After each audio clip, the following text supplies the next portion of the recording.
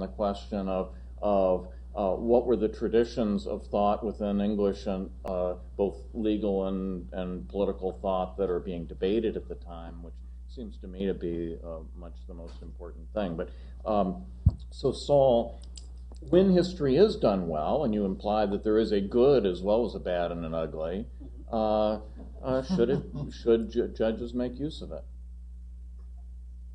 Well, I mean, I guess I'm persuaded by the multiple modalities. It seems to me that there is a strong tradition of using history, and that history has not just been the history of the founding, but really history broadly construed, so that it includes the full. I mean, a lot of 14th Amendment approaches to history are the traditions of our people, the longue durée, if you will, even though we're a pretty short durée country. And I didn't mention Jack Balkin's essay in this Fordham Symposium, but he actually tried to rescue history from originalism by arguing that, in fact, history didn't stop at the founding, or didn't stop and then start again around the 14th Amendment and then stop again, that actually there is a broad sweep of American history. So, I think my general view is history, because the founders were very interesting thinkers and because they started our tradition, they are a very important part of the story.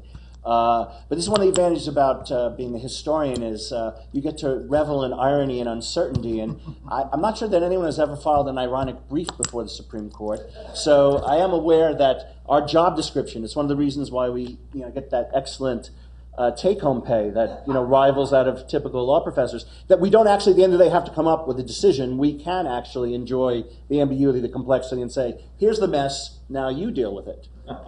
Well, so let me ask Keith a question, which is, we've heard a lot about old originalism and new originalism, and your work is associated at least with trying to unpack new originalism.